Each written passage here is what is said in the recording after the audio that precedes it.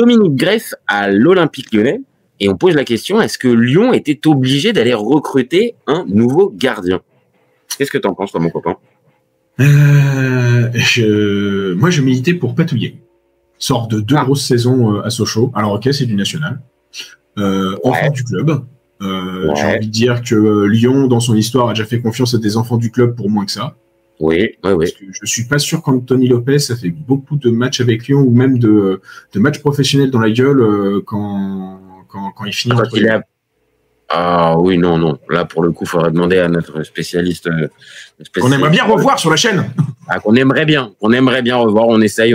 Hein, pour les fans de Paul, on essaie de le ramener, mais très compliqué.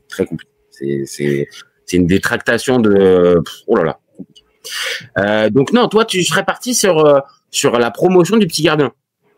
Oui, même si j'arrive à comprendre que Lyon va jouer la Ligue Europa et si tu me dis que tu pars en Ligue Europa avec Patouillet et Rémi Descamps, okay, quand même. Lyon a peut-être baissé un peu de standing avec le passage avec la DNCG, mais quand même. Ouais, mais la vie, c'est fait de risques.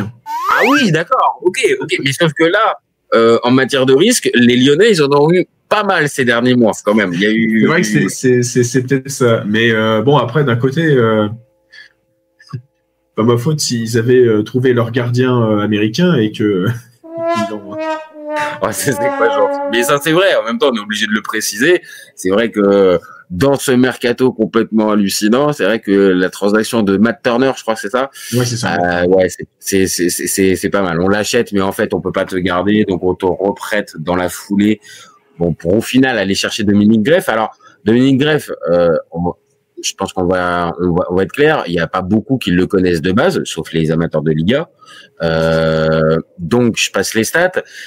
C'est un joueur qui vient de fêter ses 28 ans, que Transfermarkt valorise à 6 millions d'euros, qui était en fin de contrat en 2029, qui l'année dernière fait plutôt une bonne saison. Il est titulaire avec Mallorca. Il fait 32 matchs, 7 clean sheets. Il est en sélection. Il est en sélection slovaque, donc ça reste un international.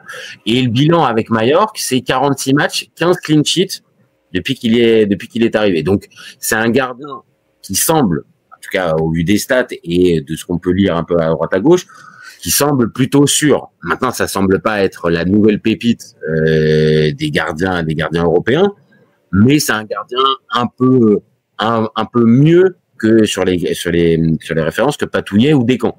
Donc toi, est-ce que toi, avec cette présentation-là, est-ce que ça te convient ou tu restes vraiment sur l'idée que on aurait pu faire confiance aux petits jeunes, voire à Rémi Descamps qui a pas été mauvais du tout contre Lens pour le premier match, hein. Qui fait un superbe arrêt réflexe. Ah ouais, franchement, j'ai regardé le match, il en fait même 2-3 pas mal. Ouais, sur ce que j'ai pu voir, il n'y avait pas un besoin, on va dire urgentissime de gardien. Maintenant, tu l'as dit, il y a Europa League qui arrive et peut-être qu'il fallait un gardien avec un peu plus d'envergure. C'est surtout qu'il en a de l'envergure. Ah ouais, il est costaud. J'ai pas la taille, mais rien que sur les photos, il me paraît plus de 90. qu'il est longiligne, ouais, ça c'est sûr. Surtout que bon, en fait c'est ça aussi. Je pense que c'est un peu à prendre en compte. C'est la défense de Lyon. Ouais. Parce que évidemment. Quand tu sais que ta défense est un petit peu, le mot c'est pas neutre, mais qui peut avoir ses erreurs de concentration. Ouais. C'est bien d'avoir un gardien un petit peu au-dessus. Et c'est vrai que j'aime beaucoup Niakhaté, mais j'arrive pas à retrouver d'ailleurs le Niakhaté que je voyais à Mayence. Si tu Ah ouais, non, clairement. Il était passé déjà par Nottingham Forest. Je crois que c'était pas génial. S'il reste une saison et qu'ils le vendent alors qu'il l'avait encore acheté, alors. Je crois que c'était 30 millions, mais on reste sur ce que j'ai dit avant, c'est 30 millions, c'est presque de l'argent de poche. Non, mais t'as raison, en fait. Malheureusement, voilà, on peut pas se baser sur ça. Donc, il était passé de Mayence à Nottingham Forest assez neutre. La saison dernière, Niakhaté, oui, forcément, c'est pas celui qui nous a sauté aux yeux. Alors, il a eu quelques bons matchs, hein. On peut pas dire non plus, mais c'est vrai que c'est pas assurance tout risque. Les gars à côté, alors ok, t'as un Clinton Mata, t'as un Maitland Niles, t'as un Tagliafico. Mais oui, il fallait peut-être un gardien parce que l'année dernière, faut préciser, Perry te sauve pas mal de fois, te sauve pas mal de matchs quand même. Hein. C'est ça, c'est vrai qu'ils ont perdu quand même. Ah oui. Un bon gardien qui a commis quelques erreurs, mais en tout cas, c'était plus positif. Tu vois ce que je veux dire? Désolé. Je vois Greff faire exactement la même chose. Hein. Ouais, c'est-à-dire un gardien moyen plus qui va peut-être te faire gagner certains matchs, mais qui est pas non plus une référence et qui va finir 7-8e meilleur gardien de Ligue 1 à la fin d'année. C'est ça c'est-à-dire qu'il arrête ce qu'il faut arrêter. Parfois, il fera un arrêt sublime, type, toi, c'est comme Descamps. Descamps, on l'a déjà vu aussi à Nantes. C'était pas non plus. En fait, je vais te dire, avant le match contre Lens, moi, je militais directement pour oui, il faut Greff absolu. Enfin, il faut absolument un gardien parce que même l'idée du petit jeune. Perso, je l'ai pas vu, donc je peux pas m'enflammer sur le petit jeune. Mais moi, je vois beaucoup de Sochaliens s'enflammer, donc j'ai envie de leur faire confiance. Non. Mais après, ça peut être aussi. Lucas Chevalier, avant qu'il débute avec Lille, ok, on avait vu un peu avec Valenciennes, mais bon, il a fallu bien à un moment donné le lancer dans le grand bain. Donc ça, ok. Maintenant, vu le match de Descamps, t'as raison. On connaît aussi peut-être son niveau régulier, mais peut-être que là, il avait l'occasion de saisir sa chance et de se découvrir peut-être à un niveau qu'il n'avait pas eu. Avant Lens, je t'aurais dit non. Après Lens, oui, forcément, vu son match, je pense qu'on aurait pu tenter.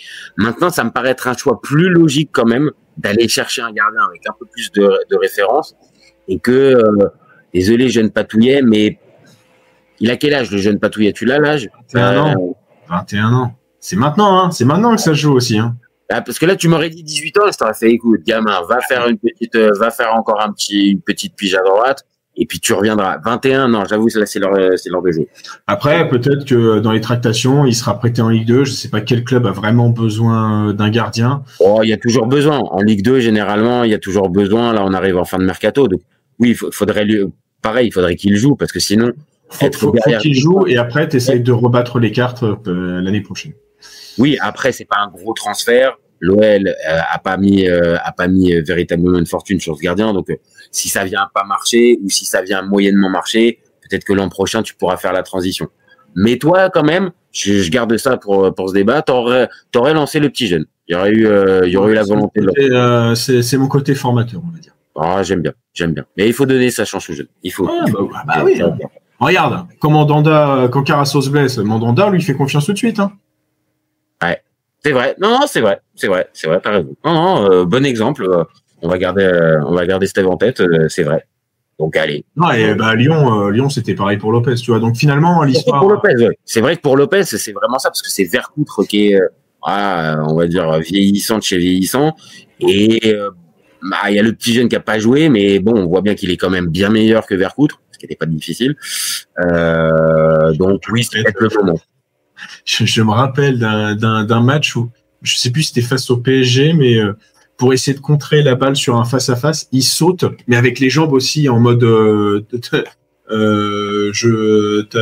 talon au haut, et donc forcément, le gars il met la balle ras de terre et pas sur lui. Enfin bref, il faudrait que je retrouve.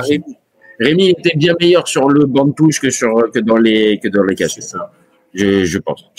Et surtout pour pourrir l'adversaire. Non, là, pour le coup, au niveau trash talking, il est fort. Oh là là. Il a rien à envier à ça.